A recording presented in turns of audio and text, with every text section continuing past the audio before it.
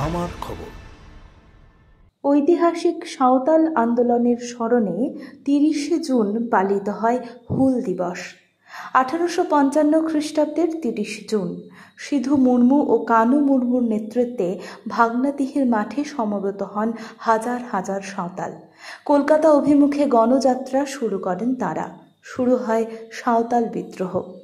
একদিকে ব্রিটিশ সরকারের ভয়াবহ অত্যাচার, অন্যদিকে স্থানীয় মহাজন ও দাদন ব্যবসায়ীদের শোষণের বিরুদ্ধেই জ্বলে ওঠে বিদ্রোহের আগুন।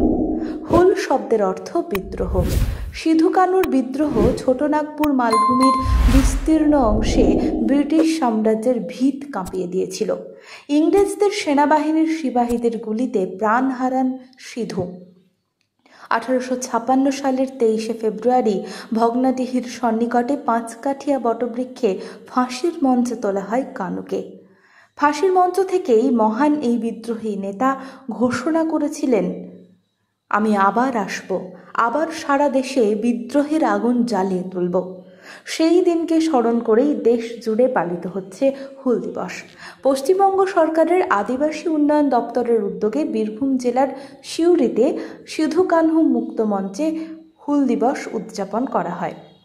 অনুষ্ঠানে উপস্থিত ছিলেন বীরভূমের জেলা শাসক বিধান রায়, বীরভূম জেলা পরিষদের সভাধিপতি ফায়েজুল হক সহ অন্যান্য আধিকারিকেরা।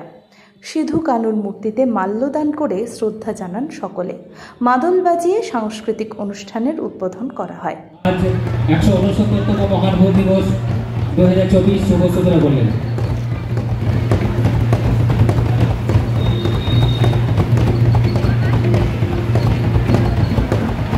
আমরা জানি এই হুল দিবস এটা কিন্তু উৎসব নয়, হুল দিবস অত্যন্ত দুঃখের একটি দিন। যে দিনে ১৮৫৭ সালের মহাবিদ্রোহ ঘটেছিল, আমরা জানি সিপাহী বিদ্রোহ, কিন্তু তার ২ বছর আগে ১৮৫৫ সালে এই সাঁওতাল বিদ্রোহ সিধু কানু, চাঁদ ভৈরব, ফুলমণি এবং ঝানু মুর্মু একই পরিবারের এই যে ৬ ভাই বোনের নেতৃত্বে কিন্তু এটা সংগঠিত হয়েছিল, যা ইংরেজদের তদানীন্তন স্বাধীনতার ইতিহাসে ইস্ট ইন্ডিয়া কোম্পানি এবং ইংরেজদের তাদেরকে নাড়িয়ে দিয়েছিল, তাদের ভিত নাড়িয়ে দিয়েছিল।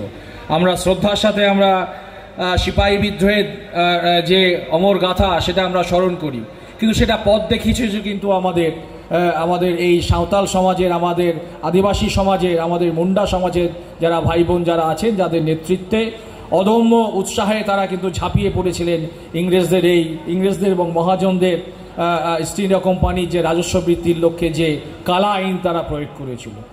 অন্যদিকে বোলপুর পৌরসভার ৩ নম্বর ওয়ার্ডের হুলবার্ষিকী উদযাপন কমিটি শান্তিনিকেতন বালিপাড়ার উদ্যোগে ১৬৯তম হুল দিবস উদযাপিত হল।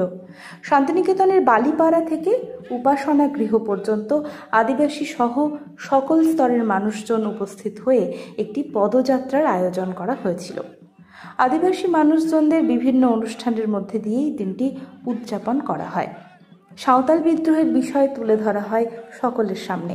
পদযাত্রায় উপস্থিত ছিলেন বোলপুর পৌরসভার পুরপ্রধান পর্ণা ঘোষ, বীরভূম জেলা প্রাথমিক সংসদের সভাপতি ডক্টর প্রলয় নায়েক, বোলপুর পৌরসভার ৩ নম্বর ওয়ার্ডের কাউন্সিলর ধর্মেন্দ্র সিং সহ অন্যান্য বিশিষ্ট মানুষ।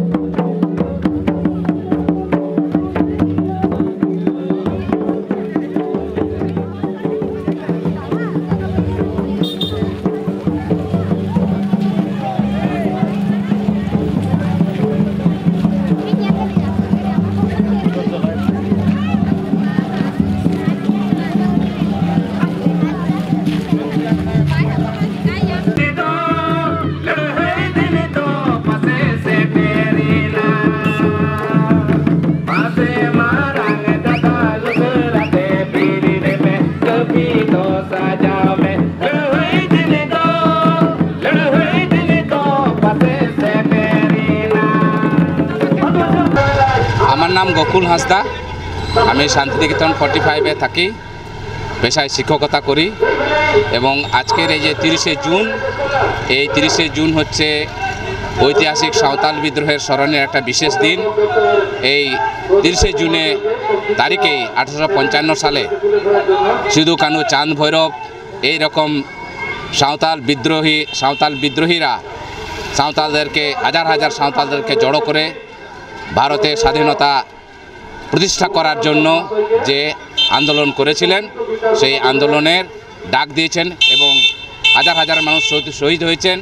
এবং বিশেষ করে এই আন্দোলন হচ্ছে আমাদের আদিবাসীদের ঐতিহ্য, আদিবাসীদের জায়গা, আদিবাসীদের সমাজ, এটাকে প্রতিষ্ঠিত করার জন্য বিশেষভাবে ডাক দিয়েছেন।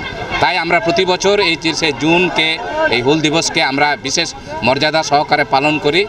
আমাদের প্রত্যেক বছর আজকের দিন 30শে জুন আমাদের শহীদ দিবস পালন করি।